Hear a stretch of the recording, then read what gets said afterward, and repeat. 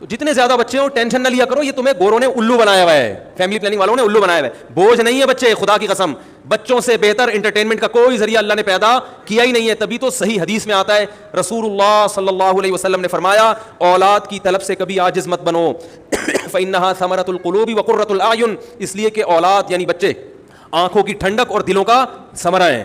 یہ حدیث ہے. تو آپ صلی اللہ علیہ وسلم تو بچوں کو والدین کے لیے آنکھوں کی ٹھنڈک کہہ رہے ہیں. ممکن ہے آپ کو کہیں آپ جائیں تو آپ کو بچے بوجھ لگیں, یار یہ دیکھو ان کے گھر میں اتنے بچے ہو ایسی ٹینشن, وہ آپ کو اس لگیں گے اور آپ کے نہیں ہیں. یہ جو میں فضائل بیان کر رہا ہوں یہ کس کے کر رہا ہوں؟ اپنے. جب آپ کے ہوں گے پھر آپ کو بوجھ نہیں لگیں گے. ایک ڈاکٹر صاحب بڑے دیندار ہیں, مجھے کہنے لگے یار یہ عجیب دنیا ہے, یہ والدین آج کے عجیب ہیں, بچوں کو روکتے ہیں کہ ایک پیدا ہو گیا دوسرا نہ ہو, جب ہو جاتا ہے تو ایسی محبت کرتے ہیں کہ وہ ایسی ٹوٹ کے محبت کرتے ہیں جگر کا ٹکڑا. تو کہنے یار اتنی محبوب چیز پیدا ہونی سے تم روک رہے تھے ہیں, اگر یہ بوجھ ہے تو پھر اتنا ٹوٹ کے محبت کیوں کر رہے ہو اس سے, اس کو دل کی بہار کیوں سمجھ رہے ہو, آنکھوں کی ٹھنڈک کیوں سمجھ رہے ہو؟ تو یہ عجیب ہے. تو میں ایک بات پوچھتا ہوں, جن لوگوں کے یہاں 6-7 بچے ہیں بالفرض, تو کیا وہ والدین وہ یہ سوچتے ہیں کہ یار یہ والا پیدا نہ ہوتا تو اچھا تھا؟ ہر بچے کے بارے میں یہ کہہ رہے ہوتے ہیں یہ پیدا ہو گیا الحمدللہ بہت اچھا. تو یاد رکھو جو پیدا نہیں ہوئے نا ان کے بارے میں ابھی آپ کا خیال ہے کہ یہ پیدا نہ ہو, لیکن جب ہو جائیں گے نا آپ کہو گے الحمدللہ یہ تو ایسا پیس مارکیٹ میں آیا ہے کہ اس جیسا تو ابھی ان 6 میں سے ہر بچہ نا الگ اسٹائل میں ہوتا ہے, ہر بچے کی شرارت الگ, ہر بچے کی باتیں الگ. آپ کہتے ہو یار مجھے ہر طرح کے بچے مل گئے, اب کیا ہوگا, نیا آئے گا وہ بالکل ہی الگ ڈیزائن کا ہوگا. تو اس لیے قرآن و سنت کو فالو کرو, نیچر کو, فطرت کو فالو کرو. ہر جانور اپنی نسل بڑھاتا ہے, تو انسان کو تو زیادہ اس کی فکر کرنی چاہیے. اور کوئی رزق دنیا سے ختم ہونے والا نہیں ہے, سب بکواس. ابھی کراچی سے حیدرآباد جاؤ آپ کو اتنی زمینیں فالتو, بلوچستان پورا فارغ پڑا ہوا ہے, بڑے بڑے پہاڑ ہیں, دنیا میں خالی جگہیں اتنی ہیں کہ برساتی مینڈکوں کی طرح بھی بچے پیدا ہوں تو یہ زمین بھرنے والی نہیں ہے. یہ تو کراچی اور یہ بڑے شہروں میں ہم جو لوگ فلیٹوں میں لدے ہوئے ہیں نا, ان کو دیکھ دیکھ کے کہتے ہیں یار آبادی کہاں جائے گی. جب کراچی نہیں تھا تو کہاں آئی آبادی, کراچی میں آ گئی نا. تو ایسے ہی جب آبادی بڑھے گی تو اور شہر آباد ہو جائیں گے. اور جو رزق کا جہاں تک مسئلہ ہے کہ کھائیں گے کہاں سے, تو آدم علیہ السلام جب دنیا میں آئے تھے تو کتنے خربوزے تھے؟ بولو بھائی, اس وقت کتنے خربوزے دنیا میں پیدا ہوئے تھے؟ 1-2 بیلیں ہوں گی نا خربوزہ یا تربوز کی. جیسے جیسے آبادی بڑھتی چلی گئی, خربوزے تو ایک مثال دے رہا ہوں میں, خربوزوں کا ریشو اسی حساب سے بڑھتا. جب اگانے والے زیادہ ہو گئے تو خربوزوں کی پیداوار بھی بڑھ گئی. بیج میں کمی نہیں ہے, اللہ ہر خربوزے میں درجنوں بیج پیدا کر کے کہتا ہے کہ جو پروڈکشن کے لیے تمہیں جو بیج چاہیے نا وہ ایک خربوزے میں درجنوں پیدا کروں گا. تو بندے ہونے چاہیے اگانے والے. نہ زمین میں کمی ہے نہ خربوزوں کے بیجوں میں کمی ہے جن سے خربوزے پیدا ہوتے ہیں. کمی اگر ہے تو اگانے والوں کی کمی ہے. تو آبادی کا ریشو بڑھتا ہے, پیداوار کا ریشو اس سے زیادہ بڑھ جاتا ہے. یہ ماہرین معیشت جو جرمنی کے اور یورپ کے ہیں وہ یہ کہتے ہیں آپ کو یونیورسٹیوں میں جو معیشت پڑھائی جا رہی ہے اس کو یورپ مسترد کر چکا ہے. بہت مشکل ہے میرے بھائی, آپ کو کچھ اور گنتیاں پڑھائی جا رہی ہیں, ان کے اپنے لیے کچھ اور قوانین ہیں. میرا ایک شاگرد ہے جرمنی سے, اس نے ماسٹر کیا ہے اور بڑا پڑھا لکھا لڑکا ہے ماشاءاللہ, زندگی اس کی جرمنی میں گزری, جرمن زبان بھی جانتا ہے. اس نے کہا جو اکنامکس کی آج کل جو ایکویشن چل رہی ہے نا یورپ میں وہ نہیں ہے جو پاکستان کی یونیورسٹی میں پڑھائی جا رہی ہے. سمجھ رہے ہیں؟ وہ میں نے پورا ایک تفصیلی بیان کیا تھا, اس میں گوروں کے حوالے بھی دیے تھے کہ اکنامکلی مضبوط ہونے کی ایکویشن ہماری یونیورسٹیوں میں کیا ہے اور یورپ جس ایکویشن کو سچی مچی کی ایکویشن مانتا ہے وہ کیا ہے. اس ایکویشن میں سب سے پہلی چیز یہ ہے کہ اگر کسی ملک کے پاس کمانے والے زیادہ ہوں گے تو معاشی ترقی خود بخود ہوگی. اس کا خلاصہ یہ ہے, باقی پورا دلائل سے وہ پورا میرا بیان یوٹیوب پہ موجود ہے, اس میں گوروں کے پورے میں نے ان کی عبارتیں اور ان کے حوالے کتابوں کے ساتھ جو ہے نا حوالوں کے ساتھ پیش کیے ہیں, وہ سن لیں آپ. خیر, تو اللہ تعالیٰ نے بچے کو بھی ایسا اٹریکٹیو بنایا. کیوں بنایا؟ تاکہ کچھ تو ماں کی ممتا کی وجہ سے اور کچھ اس کو ایسا بناؤ کہ سب اس سے محبت کریں, کیونکہ بچہ کچھ کسی کام کا نہیں ہوتا. وہ جب تک وہ بچہ ہوتا ہے نا وہ کما کے دے رہا ہے بھائی, کیا خیال ہے, کھا ہی رہا ہے, اور کھانے کے بعد جو ٹینشن دیتا ہے وہ کھانے سے زیادہ, کوئی ٹائم نہیں ہے اس کا قضائے حاجت کا, کسی بھی وقت کچھ بھی کر سکتا ہے وہ, اس کے لیے پیمپروں کے خرچے, تو وہ تو فالتو کی ٹینشن تھا نا. تو اللہ نے ٹینشن ختم کرنے کے لیے کہ اس کو بھی یہ بھی میری مخلوق ہے, تو اس کی حفاظت کے لیے ضروری ایک تو والدین کے دل میں, باپ اور ماں کے دل میں محبت ڈال دو, دوسرا اس کو ایسا اٹریکٹیو بنا دو کہ سب اس سے محبت کریں, سب کو یہ اچھا لگے, سب اس کا خیال کریں, سب اسے کہیں بھائی اس کو تو محبت دو, اس کی غلطیوں کو نظر انداز کرو. بلکہ بڑا بھی جو غلطی کرے تو اسے لوگ تانا دیتے ہیں بھائی تو بچہ ہے کیا جو یہ حرکتیں کر رہا ہے, کیا مطلب بچہ ہوتا تو ہم تجھے چھوڑ دیتے. اس سے پتہ چل جو بچوں پہ سختی کرتے ہیں وہ پاگل ہیں, ان میں سینس نہیں ہے. بچہ تو محبت کے لائق ہے. چھوٹے بچے ایسا ہی ہوتا ہے نا, مسجد میں بچے شرارتی کر رہے ہوتے ہیں, بس ان کو محبت سے سمجھاؤ بیٹا سائڈ پہ ہو جاؤ. اس سے زیادہ یہ پٹاخ پٹوخ یہ جو جاہلوں والی حرکتیں لوگوں نے لگائی ہوئی ہیں نا, یہ اس کی علامتیں کہ اصل میں تو آپ بڑے ہو گئے مگر ہیں بچے, آپ حرکتیں آپ کی کیا ہیں, بچوں والی ہیں. ہمارے نبی صلی اللہ علیہ وسلم جب مسجد میں نماز پڑھاتے تھے, خواتین بچوں کو لے کے آتی تھیں, جماعت میں شریک ہوتی تھی, بچہ جب روتا تھا تو آپ نماز مختصر کر دیتے تھے.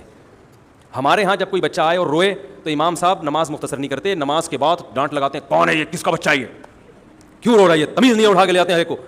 ہمارے نبی تو رعایت کر رہے ہیں کہ بھائی بیچاری ماں کو تکلیف ہو رہی ہے تو نماز کیا کر دو مختصر, تاکہ وہ, اور کچھ نہیں ڈانٹتے تھے کہ بھائی ماں ہیں تو بچوں کے بغیر تو نہیں آ سکتی نا وہ. ہاں البتہ اتنے چھوٹے بچے ماں تو لے کر آئے, وہ عورتیں تو بچوں کے بغیر نہیں آ سکتی بیچاری, لیکن مردوں کو چاہیے کہ وہ جب آئیں تو بہت چھوٹے بچے جو بہت زیادہ شرارتیں کریں مسجد میں ان کو نہ لے کر آئیں. ماں کا اس لیے الگ اصول ہے کہ وہ تو بچوں کے بغیر نہیں رہ سکتی, وہ کیا پڑوسیوں کے حوالے کر کے آئی اپنے بچوں کو. تو یہ بھی شریعت نے رعایت کی ہے کہ بچہ اور ماں الگ نہیں ہو سکتے, نماز میں بھی ساتھ ہیں, ٹھیک ہے نا, حالانکہ اس میں تو خشوع و خضوع چاہیے, لیکن اللہ کے نبی نے اجازت دی ساتھ لے آؤ بچوں. تو اللہ نے یہ بھی ایک جذبات رکھے. تو یہ سارا نظام ایک پلان کے تحت چل رہا ہے, خود بخود نہیں ہو رہا میرے بھائی. اس اللہ کا ہم پر احسان ہے کہ ہمیں بچپن میں اس نے ماں دی, بچپن میں غیرت مند باپ دیا اس نے, جو کما کے. ماں کی حالت دیکھو, ساری زندگی روٹیاں پکا کے کھلاتی رہتی ہے, کبھی 4 روپے بھی ایک روٹی کے وصول نہیں کرتی. کیا اللہ نے عجیب محبت ڈال دی ہے اس میں.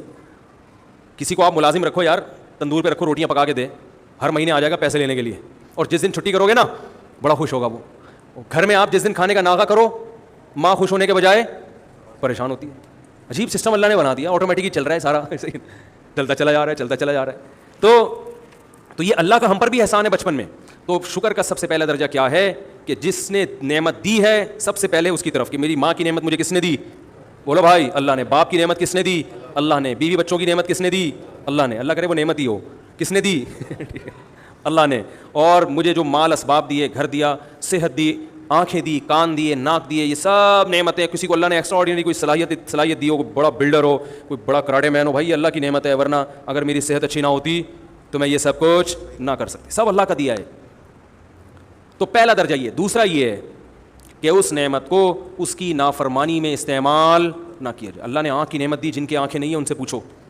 آپ ان آنکھوں سے انٹرنیٹ پر بیہودہ فلمیں دیکھ رہے ہو, آپ ان آنکھوں سے بدنظری کر رہے ہو, حرام دیکھ رہے ہو, تو یہ آنکھ کی نعمت کی ناشکری ہے. تو یہ لعلکم تشکرون نہیں ہے. آپ اس کان سے غلط سن رہے ہو تو یہ کان کی نعمت کی ناقدری. کافر تو سنے گا, لوگ گوروں سے بڑے متاثر ہیں, یار وہ تو لائف کو انجوائے کر رہے ہیں, اور بھائی وہ مانتا ہی نہیں کہ اللہ نے دیا ہے اس کو انجوائے کرنے, تو وہ کہتا ہے یہ خود بخود ہے. وہ کہتے ہیں گاڈ, بس اوپر سے کہتے ہیں او مائی گاڈ, بس. اس سے زیادہ گاڈ کا ان کے ہاں کچھ ہے نہیں تصور. او مائی گاڈ کی حد تک ہے. گاڈ کیا ہے, کہاں ہے, کیا اس کے حکام ہیں. ہمارے یہاں تو گاڈ کے بارے میں بحث بھی ہوتی ہے, کہاں وہ کہتے ہیں ہر جگہ موجود ہے, وہ کہتے ہیں نہیں عرش پر ہے, ٹھیک ہے نا, ہے تبھی تو یہ بحث ہے نا. انگریز سے پوچھیں عرش پر ہے یا کہاں ہے, وہ کہہ رہے ہیں پتہ نہیں کیا ہے, وہ او مائی گاڈ. ایسے سوال مجھ سے نہ پوچھو, او مائی گاڈ کیسے سوال, بس ان کا او مائی گاڈ کا یہ مطلب ہے, او مائی گاڈ.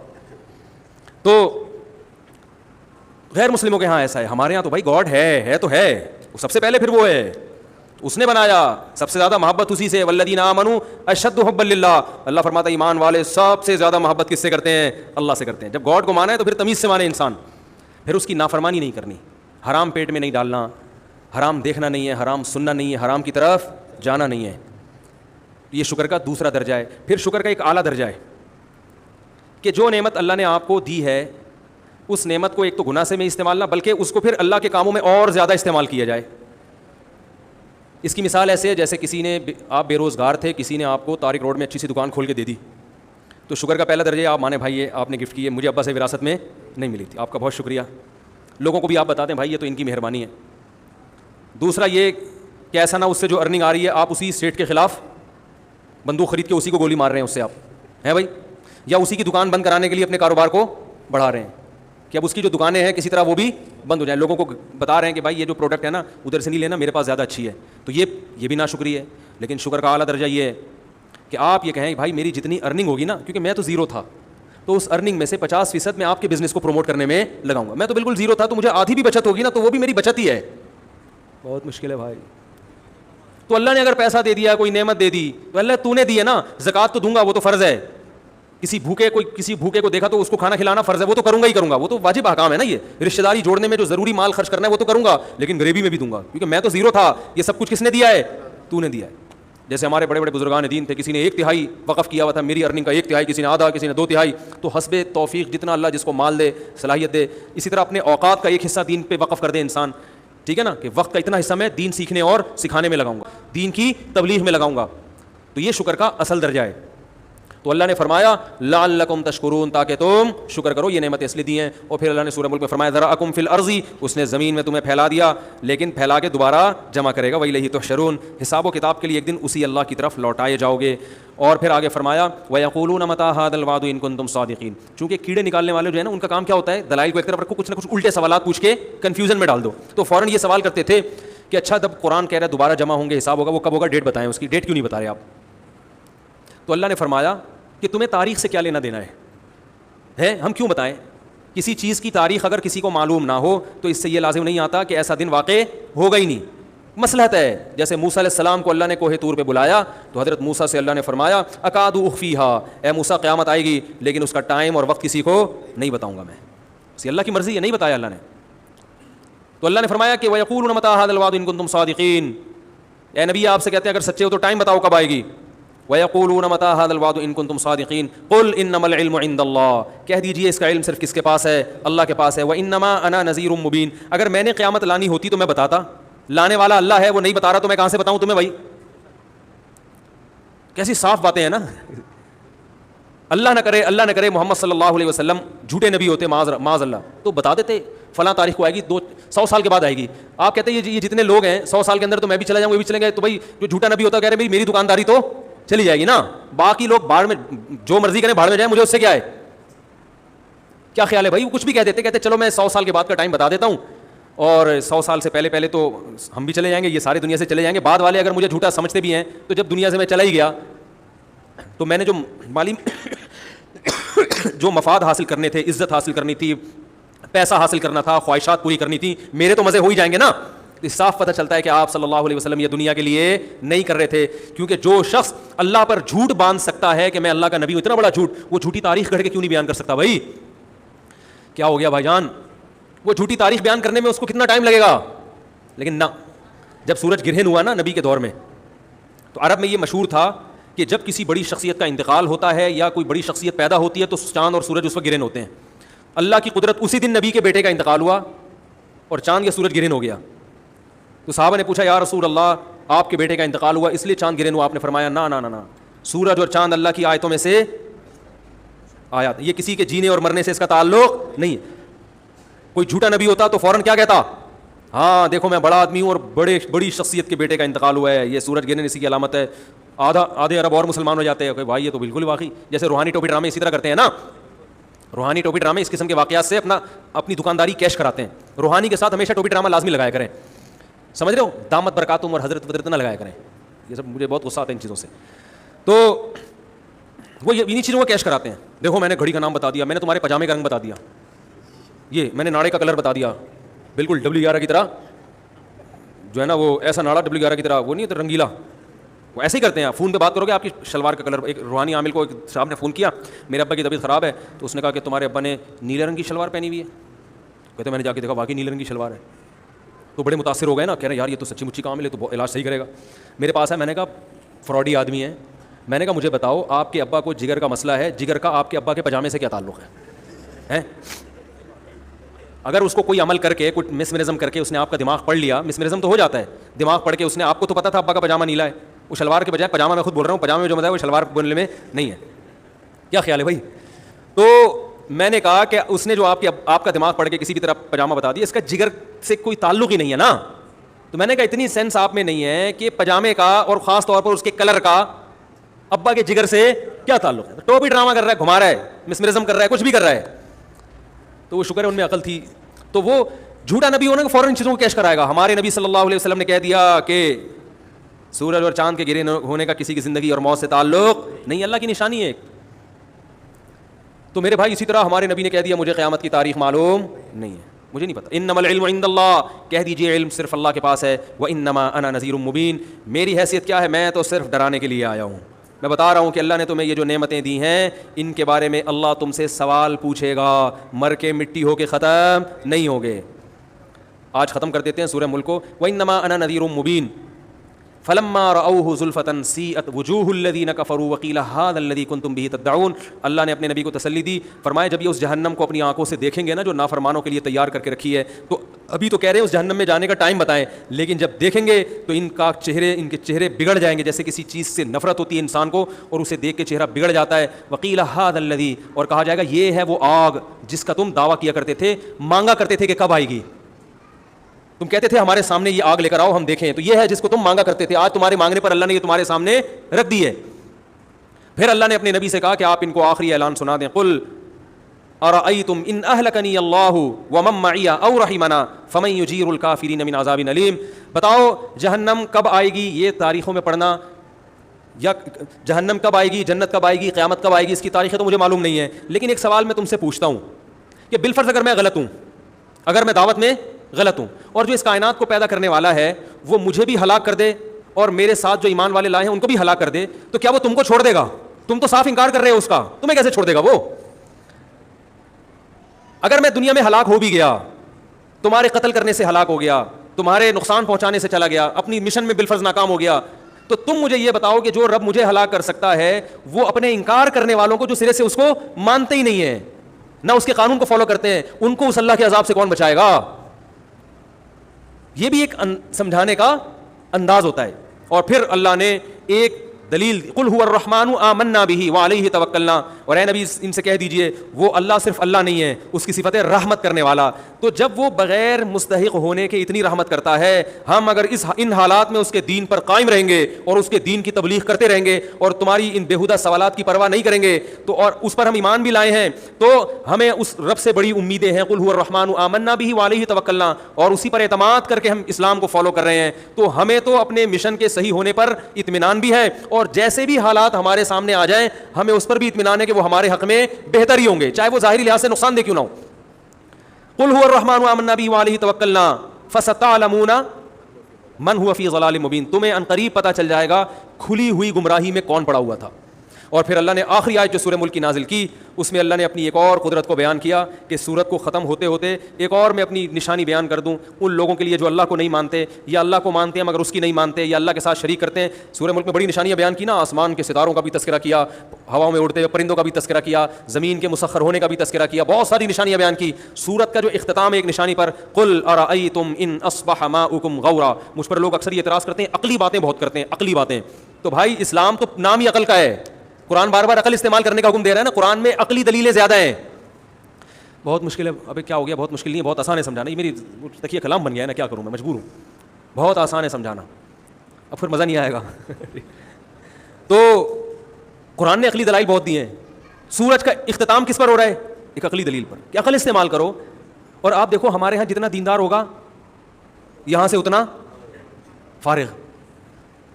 عجیب بات ہے, سارے کام اس کے ایسے ہوں گے جو بالکل سینس لیس, باتیں بھی ایسی کرے گا, مشورے بھی ایسے دے گا, مشورے بھی ایسے دے گا. وہ جن دنوں میں حالات بہت خراب تھے کراچی کے نا, علماء کا قتل ہو رہا تھا, شیعہ بھی سنی بھی دھڑا دھڑ قتل ہو رہے تھے, بہت حالات خراب تھے. تو ایک بڑے عالم تھے, ان کو کسی نے مشورہ دیا حضرت سیکورٹی کا انتظام کریں, کوئی بھی ایسے مار کے چلا جائے گا. تو ایک بڑے دیندار آدمی نیک تہجد گزار, انہوں نے کہا اللہ پہ توکل کریں حضرت, زندگی جب مرنا ہوگا تو مریں گے, بچنا ہوگا تو بچیں گے, جو رات قبر میں آنی ہے وہ قبر. میں نے کہا بھائی یہ اس کا قصور نہیں ہے, یہ اس کا قصور نہیں. میں نے کہا حضرت آپ اپنی دکان پہ تالا نہ ڈالا کریں, جو نوالا ڈاکو کے مقدر میں ہے نا آپ کی دکان سے, وہ ڈاکو کے پیٹ میں پہنچ کے رہے گا. صحیح ہے نا, دکان پہ تالا نہ ڈالیں. بڑی حماقت ہے یہ. تو مجھے یوں گھور گھور کے دیکھنے کیسی باتیں کر رہے ہیں. میں نے کہا بالکل تالا نہ ڈالیں, جو اللہ نے نوالا ڈاکو کے مقدر میں رکھا ہے وہ ڈاکو کے پیٹ میں جانے دیں. بلکہ ڈاکو کیا, جب دکان کھول کے سوئیں گے تو ڈکیتی کی ضرورت نہیں, چوری کافی ہے. بلکہ چوری کی ضرورت نہیں, کوئی بھی آئے اٹھا کے لے جائے. تو یہ عجیب قسم کی باتیں ہیں. دینداروں میں یہ ملے گا آپ کو, دینداروں میں کیا ملے گا, یہ اس قسم کی چیزیں بہت زیادہ ملیں گی آپ کو. یعنی ایسی بات کرنا جس کی کوئی لاجک.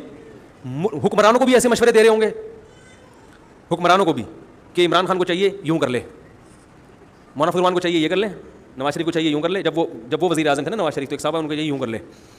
جب وہ بابری مسجد گری تھی نا, پرانی بات ہے, تو ہمارے محلے میں ایک بڑے اچھے نمازی آدمی تھے, انہوں نے کہا کہ پاکستان آرمی کو چاہیے کہ بابری مسجد گری ہے, انڈیا میں گھس جائے بس, ایسے نا گھس جائے بس.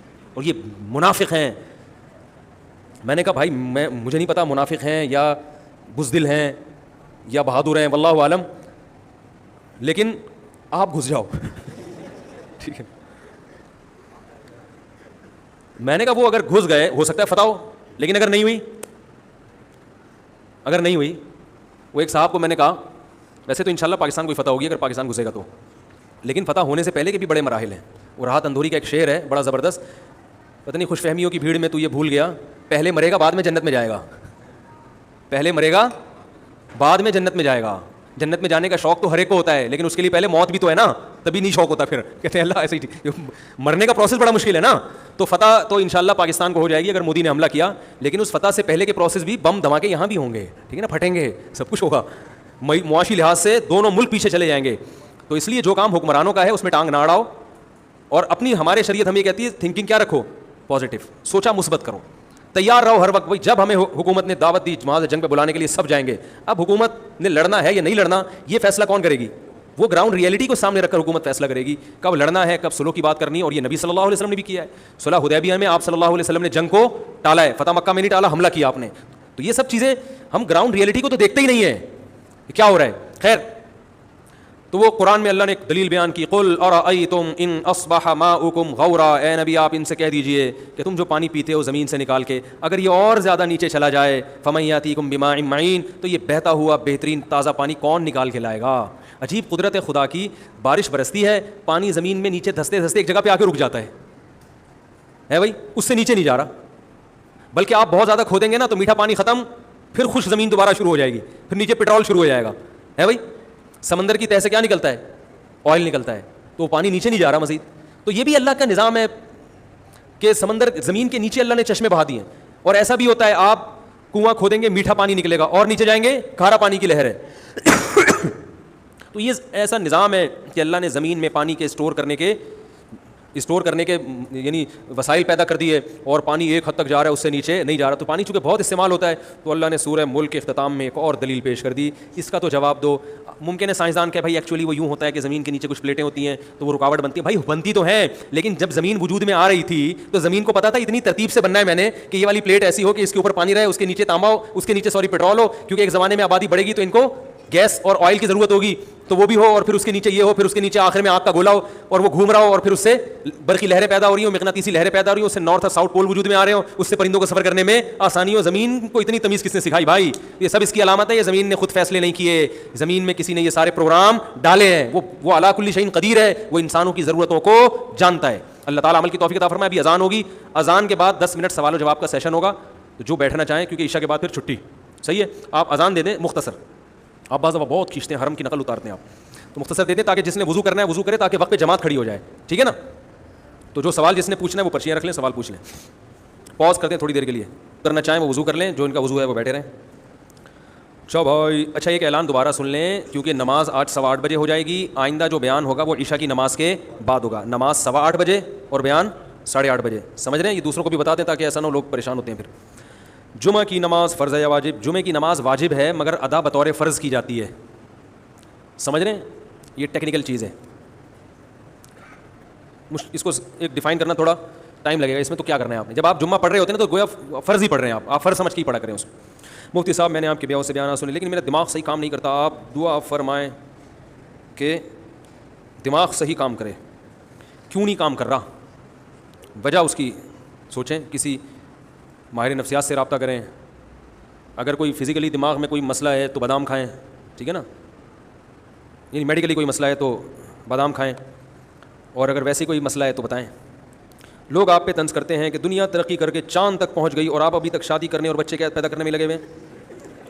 جو دنیا چاند پہ پہنچی ہے ان کے اماں ابا نے شادی کی تھی, پھر وہ سائنسدان پیدا ہوا تھا تو وہ چاند پہ پہنچا تھا.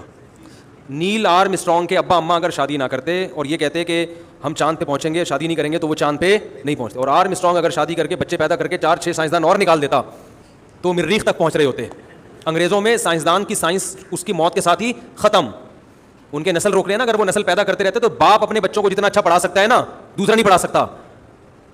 انگریز اب دوسروں کی صلاحیتوں سے فائدہ اٹھا رہے ہیں. انڈیا کے سائنسدان امریکہ کی مدد, یعنی امریکہ میں جا کے پڑھ رہے ہیں, مسلمان لوگ جا کے, دوسری ملکوں کے لوگ جا کے وہاں پڑھ رہے ہیں, ان کی اپنی اولادیں نہیں ہو رہی. تو اگر وہاں کے سائنٹسٹ شادی بھی کرتے رہتے اور بچے بھی پیدا ہوتے رہتے, اور تو انہی کے بچوں میں اور بڑے بڑے سائنسدان پیدا ہوتے. کسی نے مجھ سے کہا علامہ ابن تیمیہ رحمہ اللہ نے شادی نہیں کی تھی تو وہ دین کا کتنا کام کیا انہوں نے. میں نے کہا ان کے ابا نے بھی دین کا بڑا کام کیا, مجد ابن تیمیہ جن کا نام تھا. اگر وہ یہی جذبے سے شادی نہ کرتے تو ابن تیمیہ پیدا نہ ہوتے. سمجھ رہے کہ نہیں سمجھ رہے؟ یہ تو ایسا ہی ہو گیا نا. لوگ دیکھو, شادی تو آپ کی باڈی کی ریکوائرمنٹ ہے, یہ ایسے ہی ہے دنیا چاند پہ پہنچ گئی اور آپ ابھی تک روٹی کپڑا اور مکان کی بات کرتے ہیں. تو بھائی جس قوم کو روٹی کپڑا مکان ملے گا چاند پہ بھی وہی پہنچے گی. تو جس قوم کی بنیادی ضرورتیں پوری ہوں گی وہی پہنچے گی. انگریز زنا سے اپنی ضرورت پوری کرتے ہیں, سمجھ رہے ہیں نا. اگر ان کے یہاں زنا پر بھی پابندی لگا دے وہ پھٹ جائیں گے, ہلاک ہو جائیں گے, وہ کہیں گے جاؤ ڈپریشن کے مریض بن جائیں گے. ان کے یہاں زنا الاؤ کر دیا تو اس وجہ سے ان کی جسمانی ضرورت پوری ہوتی رہتی ہے, تو پھر وہ پڑھائی میں بھی دل لگتا ہے, ہر جگہ دنیا میں ترقی کرتے ہیں, لیکن ان کا معاشرہ اخلاقی لحاظ سے تباہ ہو گیا. تو اسلام کہتا ہے بھائی آپ کی باڈی کی ریکوائرمنٹ بھی پوری ہونی چاہیے, لیکن معاشرے کی ریکوائرمنٹ بھی پوری ہونی چاہیے. معاشرے کی ریکوائرمنٹ یہ کہ زنا نہ ہو, نکاح ہو. تو اس لیے اسلام نے جلدی شادی کی بھی ترغیب دی, زیادہ شادیوں کی بھی ترغیب دی, تاکہ آپ کی جو جسمانی ریکوائرمنٹ ہے وہ بھی پوری ہو. تو جو آدمی کی جسمانی ریکوائرمنٹ پوری ہوتی ہے وہ زیادہ اچھے طریقے سے کام کرتا ہے, اس کا دماغ زیادہ فریش رہتا ہے. سمجھ رہے کہ نہیں سمجھ رہے؟ تبھی میں یونیورسٹی میں پڑھنے والے طلبہ سے کہتا ہوں شادی کر لو تو پڑھائی میں دل زیادہ لگے گا, ورنہ آنکھ مٹکوں میں زیادہ ٹائم ضائع کرو گے. حقیقت بتا رہا ہوں. آپ کہہ سکتے ہیں یونیورسٹیوں میں تو اتنا اچھا رزلٹ وہ 2-4 کا آ رہا ہوتا ہے, 98% آنکھ مٹکوں میں ٹائم ضائع کر رہے ہوتے ہیں. ہم نے بھی اداروں میں پڑھا ہے, اسی ماحول میں پیدا ہوئے ہیں, کو ایجوکیشن میں بھی ہم نے پڑھ کے دیکھا ہے 98% لڑکے آنکھ مٹکوں میں ٹائم ضائع کرتے ہیں, 2% پڑھنے والے ہوتے ہیں. سمجھ رہے کہ نہیں سمجھ رہے؟ تو اگر یہ کو ایجوکیشن سسٹم نہ ہو اور بر وقت شادی ہو جایا کرے تو یہ 98% پڑھیں گے, 2% ٹائم ضائع کریں گے. سمجھ رہے؟ 100% پھر بھی نہیں پڑھیں گے, یہ بتا دوں میں آپ کو. دنیا ترقی کر کے چاند پر پہنچ گئی, خواہش میں ہمارے ہاں نامحرم خواتین مثلاً کزن وغیرہ آتی ہیں تو میری والدہ کہتی ہیں کہ ان کے ساتھ بیٹھ کر بات چیت کیا کرو. نہیں, بالکل نہیں. جوان کزن جب آئے احتیاط لازم ہے, اس کزن پر لازم ہے آپ سے پردہ کرے. اگر وہ آپ کا سامنا ہو جائے سلام کر لے تو آپ سلام کا جواب دے دیں, ٹھیک ہے نا, بس اتنا کافی ہے. ان سے کہیں آپ بیٹھیے, میں آپ کے لیے چائے بھجوا رہا ہوں, اور پتلی گلی سے نکل جائے. بہت افسوس تو ہو رہا ہوگا آپ لوگ کو سن کے, یہ کیسی باتیں کر رہے ہیں. بھائی 4 شادیاں کرو نا, 4 کزنیں اللہ نے پیدا کی ہیں, 4 سے شادیاں کرو. حلال کو فوکس کیوں نہیں کرتے بھائی؟ ہم تو یہ کہہ رہے ہیں آپ سے. باقی کزن کیونکہ رشتہ بہرحال ہے اس سے, تو ضرورتوں کا اس کا خیال لازمی کرو, وہ تو رشتہ داری ہے نا. کوئی بیماری ہے آپ خیال کریں, اس کا مالی تعاون کریں اس کے ساتھ, اور یہ ہمارے معاشرے میں الحمدللہ ہوتا ہے. تو میں تعاون سے نہیں, میں فری ہونے سے منع کر رہا ہوں. فری نہ ہو, فری صرف اپنی بیوی سے ہوں, جس سے نہیں ہوتے آج کل, صرف بیوی سے فری ہوں بس. میری دوست کی خالہ کا ایکسیڈنٹ ہو گیا, وہ ICU میں ہے, دل سے دعا اللہ صحت عطا فرمائے. میری امی کی طبیعت بہت خراب ہے, ان کی صحت کے لیے دعا کریں, اللہ تعالیٰ صحت عطا فرمائے, آمین. اگر کوئی شخص اپنی زندگی میں ہی اپنی قبر کی جگہ لینا چاہے کہ اسے مرنے کے بعد کہاں دفن کیا جائے تو کیا اسلام میں جائز ہے؟ اور والدہ کی قبر کے برابر میں قبرستان میں ایک ڈمی قبر بنا دی جائے تاکہ اور کوئی یہاں نہ آئے. اگر قبر خرید لی آپ نے جگہ تو آپ اس کے مالک ہیں, ورنہ ڈمی قبر بنائیں گے تو دوسرے مسلمانوں کا حق ضائع ہوگا, وہ آپ کو وراثت میں تو ملی نہیں ہے جگہ. وہ تو خرید کے جگہ بنائی جا سکتی ہے, لیکن اس میں بھی یہ ہے کہ بھائی اگر میں یہیں مروں تو یہاں دفنا دیں, کہیں اور مروں تو پھر جہاں مروں وہاں دفنا دیں. صحیح ہے نا؟ تو اتنی گنجائش ہے کہ آپ کو اگر کراچی میں مثلا آپ رہتے ہیں اور آپ کو اندازہ ہے کہ اب میں مروں گا کہاں, اگر دوبارہ اس طرح کی بارشیں ہو گئیں تو غالب چانس یہ کہ مر جاؤں گا, یا تو کسی کھمبے سے چپک کے مر جاؤں گا. بہت لوگ مرے ہیں کھمبوں سے چپک کے, پتہ ہے آپ کو؟ ان بارشوں میں کئی بچے کھمبوں سے چپک کے مرے ہیں. ہمارے ہاں ابھی پڑوس میں قربانی کا اتنا اونچا بیل ایک صاحب لے کر آئے اور انہوں نے کھمبے سے باندھ دیا. بارش ہوئی, کھمبے میں کرنٹ آیا, صبح تک اس بیل کا انا للہ ہو چکا تھا. وہ رو رہے تھے, ہائے میرا بیل. میں نے کہا شکر ادا کرو, بیل نے قربانی دے کے تمہاری جان بچا لی. بیل کے انتقال سے پتہ چل گیا کہ اس میں کرنٹ ہے, ورنہ بیل کی جگہ آپ لیٹے ہوئے ہوتے یا آپ کے خاندان کا کوئی فرد لیٹا ہوا ہوتا. تو بیل کا 1.5-2 لاکھ کا نقصان اتنا بڑا نقصان نہیں ہے. تو اب تو سنیں کہ اسی والوں نے باقاعدہ عدالت سے وہ پرمیشن لے لی ہے, یعنی لیٹر لے لیا ہے کہ اگر کوئی کھمبے سے چپک کے مرا تو ہمارے خلاف کیس نہیں کر سکتا. اب انہوں نے گویا کھمبوں سے چپک کے مرنے کو لیگل کر دیا ہے.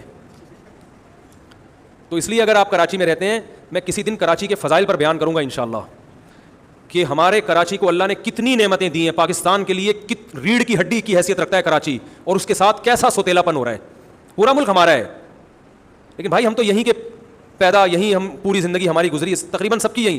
کراچی کو اللہ نے بڑا ظرف دیا ہے, بہت ساری خصوصیات کراچی میں ایسی جو آپ کو پاکستان میں کہیں اور نہیں ملیں گی.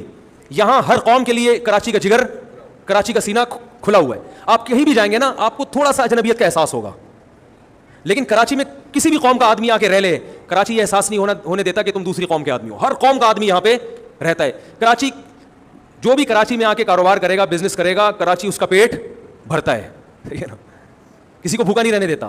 بہت سارے فضائل ہیں, کبھی انشاءاللہ بیان کریں گے. اور معاشی لحاظ سے کراچی جو پاکستان کی خدمت کر رہا ہے, ایک پورٹ ہی کو آپ دیکھ لو نا, اتنا کھلا رہا ہے پاکستان کو یہ, لیکن اس کراچی کا جو بیڑا غرق ہوا ہوا ہے وہ اللہ ہی ان حکمرانوں سے پوچھے گا. روڈوں کا حال دیکھو, کچرا کنڈیوں کا ڈھیر. پہلے بدامنی اتنی یہاں پھیلائی گئی اور پھر اس بدامنی پہ تو کسی حد تک الحمدللہ کنٹرول ہو گیا ہے, لیکن جو حالات ملک کے چل رہے ہیں وہ پرانے ہسپتال جو ایک دفعہ کا ذکر ہے ایوب خان نے بنا دیے تھے, اس کے بعد کوئی ہسپتال بھی نہیں بن رہا کوئی گورنمنٹ کے. اور جو پرانے ہسپتالوں کی حالت جا کے دیکھو, سول ہسپتال بڑا اچھا ہاسپٹل ہے, میں گیا ہوں اس دن, اس میں اللہ کی پناہ پان کی پیکیں, گٹکے, وہ کیا گند ماشاء اللہ طبیعت سے اس کے اندر پھیلایا ہوا ہے. اتنی بڑی آبادی والا ملک یار, آپ ایک اس میں گورنمنٹ کا ہاسپٹل نہیں بنا سکی تمیز کا, اس میں تو بہت زیادہ ہاسپٹل ہونے چاہیے نا. تو اس لیے مرنے کے چانسز یہاں کیا ہو گئے ہیں, زیادہ ہو گئے ہیں. تو اگر آپ کراچی میں رہتے ہیں اور آپ کو پتہ ہے 2-4 دن کے اندر آپ کا انا للہ ہونے کا پورا چانس موجود ہے, تو قریب کے کسی قبرستان میں آپ نے اپنی امی کے ساتھ قبر بنوا لی, ٹھیک ہے, کوئی حرج نہیں ہے. لیکن بہت لانگ ٹرم میں ایسا, کیونکہ پتہ نہیں آپ کہاں مرے, یقین تو نہیں ہے نا, تو اس لیے اس میں آپ جو ہے وہ یہ بتا دیں بھائی میں کہیں اور مروں تو پھر وہیں دفنا دیں, کوئی لازمی نہیں ہے جہاں پہ. اور وہ زمین بھی آپ کی اپنی ہونی چاہیے, سمجھ رہے ہیں. قبرستانوں کا حال دیکھ لو نا کراچی کا, مردے کے اوپر مردہ, مردے کے اوپر مردہ, پرانا والا غائب. ایک دفعہ میں نے دیکھا ایک صاحب ابا کو دفنا کے گئے, 3 دن تک وہیں بیٹھے ہوئے. میں نے کہا اتنی محبت, کہہ رہے ہیں یار وہ مردہ غائب ہو جاتا ہے یہاں سے.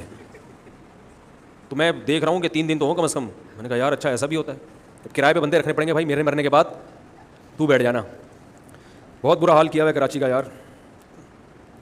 قائد اعظم بھی تو کراچی کے تھے, یہی سوچ لو, کہاں دفن ہوئے قائد اعظم, کراچی میں. ان کا گھر کہاں تھا؟ تو تمہارے یعنی تمہارے ملک کے جو بانی تھے ان کی جائے پیدائش کراچی, وہ زندگی کراچی میں گزاری, دفن کراچی میں ہوئے. تو اسی کا خیال کر لو میرے بھائی. پاکستان کی قومی زبان کیا ہے؟ اردو. کراچی کی مادری زبان اردو ہے, سمجھ رہے ہیں. مدر لینگویج کراچی کی کیا ہے؟ اردو ہے. کراچی جیسی اردو پورے پاکستان میں نہیں بولی جاتی. جنہوں نے یہاں اردو سیکھی ہے نا وہ بڑی خاندانی اردو بولتے ہیں. تو پاکستان کی جو قومی زبان ہے اس کا بانی یعنی اس کی جو اصل رہائش گاہ ہے وہ کیا ہے؟ وہ کراچی ہے. تو بہت سارے فضائل ہیں کراچی کے, اور ہمیں تو دلی طور پر محبت ہے.